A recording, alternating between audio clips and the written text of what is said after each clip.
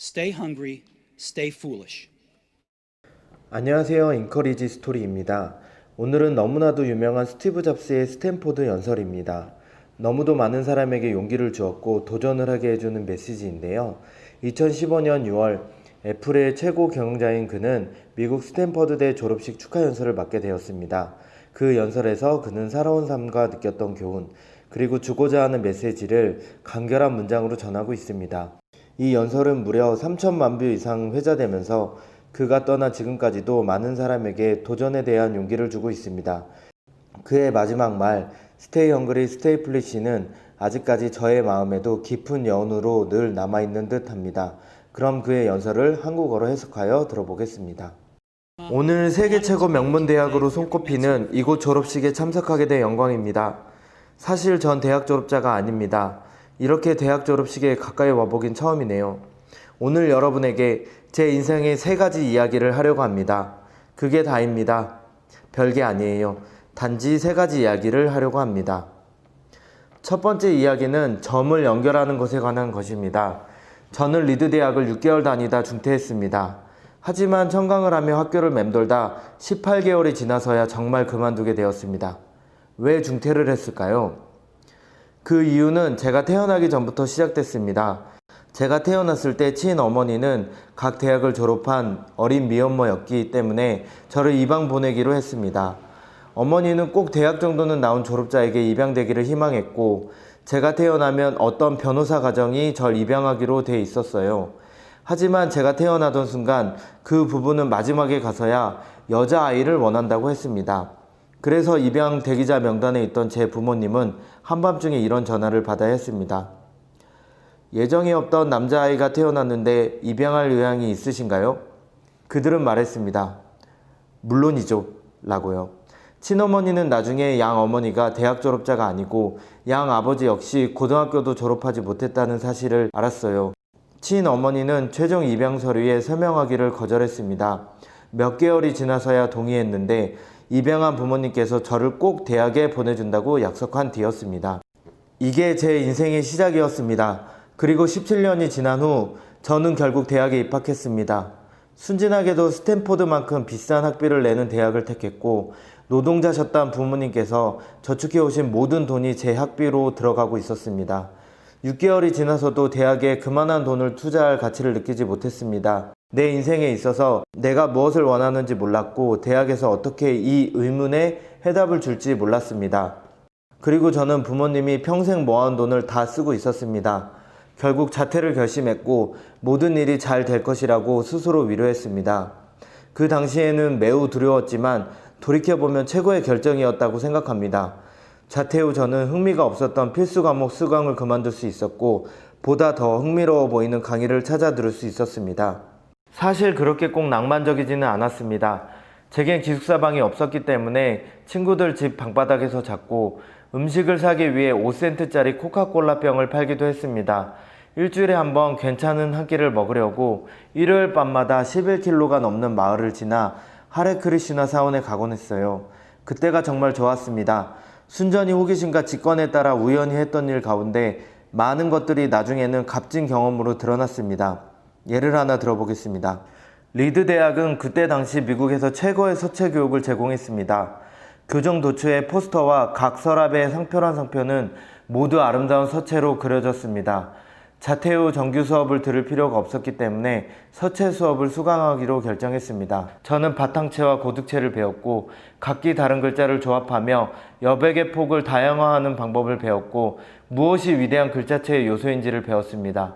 서체는 과학에 포착하지 못하는 아름다움과 역사성을 지녔고 예술적인 절묘함으로 저를 매혹시켰습니다.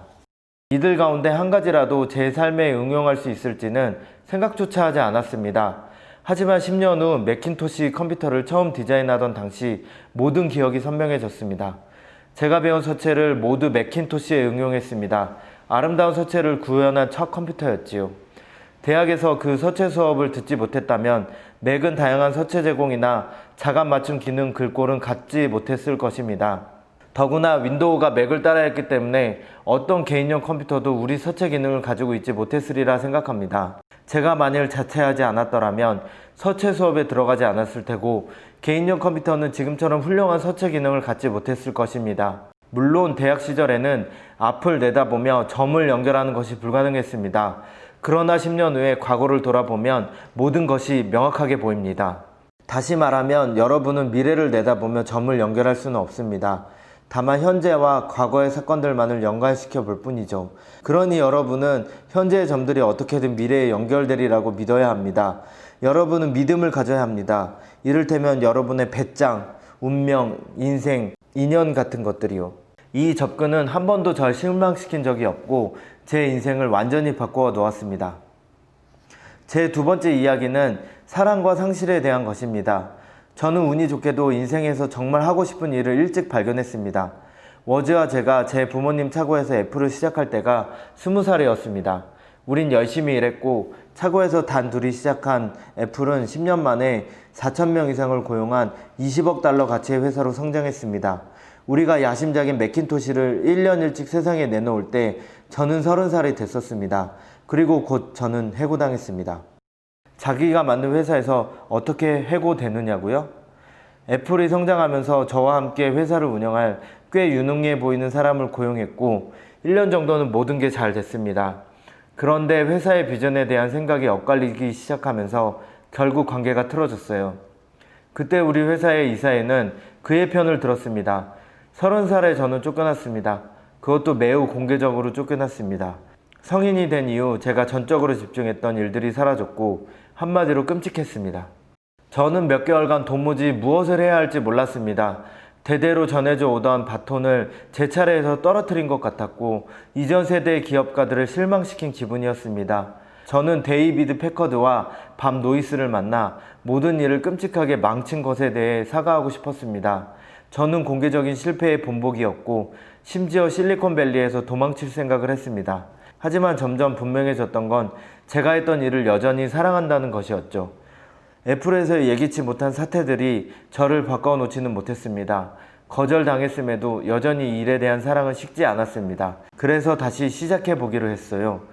그때는 몰랐지만 애플에서 해고된 것이 제 인생에서 가장 큰 행운이었습니다. 사회적 성공에 대한 부담은 초심자가 된다는 가벼운 마음으로, 즉 상황에 대해 덜 확신하는 태도로 바뀌었어요. 덕분에 제 인생에서 가장 창의적인 시기로 진입하는데 큰 어려움이 없었어요.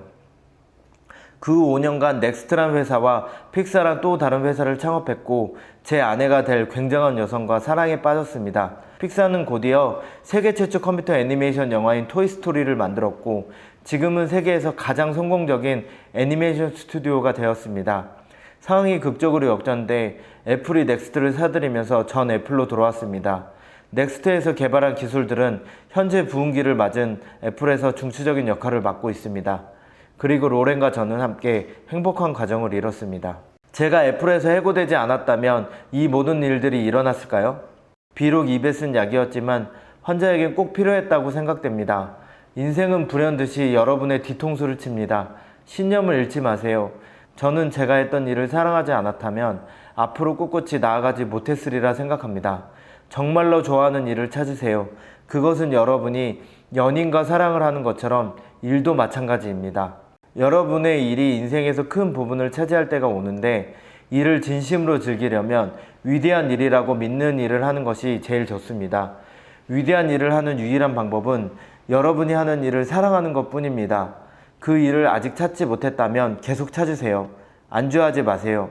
마음에 관한 일이 모두 그렇듯 찾으면 알게 됩니다. 그리고 모든 좋은 관계가 그렇듯 그것을 찾을 때까지 계속 노력하세요. 시간이 흐르면 더 나아질 것입니다. 세 번째 이야기는 죽음에 대한 것입니다. 제가 17살 때 어떤 구절을 읽은 적이 있습니다. 만약 당신이 매일매일을 인생의 마지막 날처럼 산다면 언젠가는 그 길이 옳았음이 드러나리라. 이 구절은 퍽 인상적이었고 그 후에 33년 동안 아침마다 거울을 들여다보며 스스로에게 묻습니다. 오늘이 내 인생의 마지막 날이라면 지금 하려던 일을 할 것인가? 아니오라고 대답하는 날이 많아질수록 변화가 필요함을 깨닫습니다. 내가 곧 죽을 몸이라는 생각은 제가 뜻밖의 획득한 가장 중요한 도구였고 선택의 고비에서 늘 도움이 되었습니다. 왜냐하면 모든 외적인 기대사항들, 자부심, 수치스러움과 실패에 대한 두려움 따위는 모두 죽음 앞에서 떨어져 나가고 정말 중요한 것만 남으니까요. 죽을 운명이라고 유념하면 무언가 잃을 게 있다는 생각의 두려움에서 벗어날 수 있는 가장 좋은 방법입니다. 여러분은 이미 죽을 몸입니다. 진심을 따르지 못할 이유가 있습니까? 약 1년 전 암 판정을 받았습니다. 아침 7시 30분에 정밀 검사를 받고 나서 췌장에 종양이 있다는 게 분명히 보였죠. 췌장이 무엇인지 몰랐는데도 말입니다. 의사들은 암이 치료할 수 없다는 데 거의 확신했고 제가 3개월에서 6개월밖에 살지 못한다고 말했습니다. 주치의는 제게 집에 가서 주변 정리를 하라고 했는데 이는 죽음을 대비하라는 의사들만의 암호이지요. 이 말은 제 아이들에게 앞으로 10년 동안 할 이야기들을 몇 개월 만에 전부 하라는 뜻입니다. 나중에 가족들이 편하게 신병 정리를 확실히 해두라는 뜻입니다. 마지막 인사를 고하라는 뜻입니다. 저는 하루 종일 각종 진단을 받았습니다. 그날 저녁 이후 조직 검사를 했는데 목구멍에 내시경을 집어넣어 내시경이 위와 창자 속으로 들어가면 췌장에 바늘을 꽂아 종양에서 약간의 세포를 추출하는 방식입니다. 저는 마취 상태였는데 거기 있던 아내가 전해주길 현미경으로 세포 검사했을 때 의사들이 기뻐 소리쳤답니다. 수술로 치료가 가능한 매우 희귀한 형태의 췌장암으로 판명되었거든요.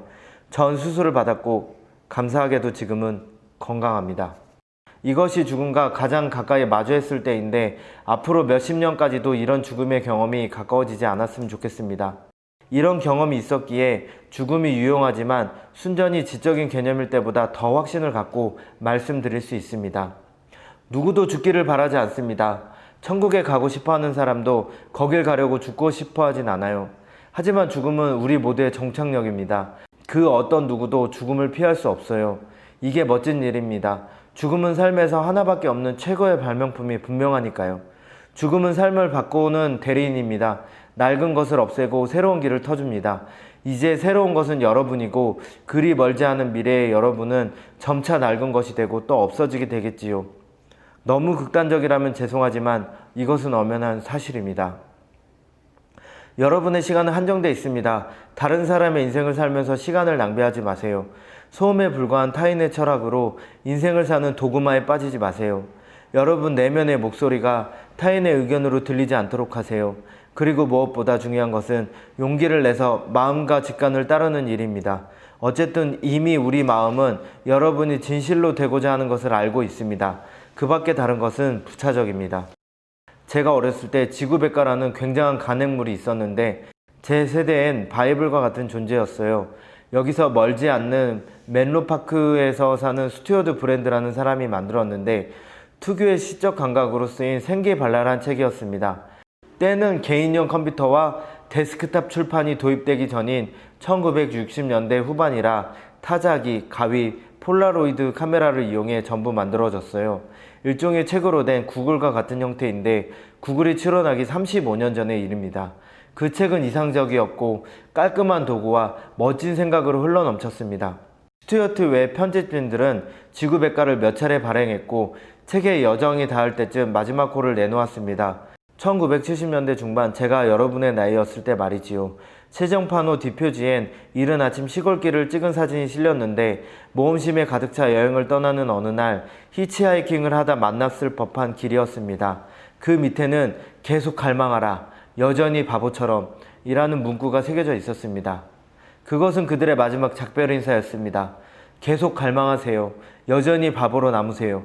그리고 전 항상 제 자신이 그러길 바랐습니다. 이제 졸업을 하고 새로운 출발을 하는 여러분에게 바랍니다. 계속 갈망하세요. 여전히 바보처럼 우직하게. 감사합니다.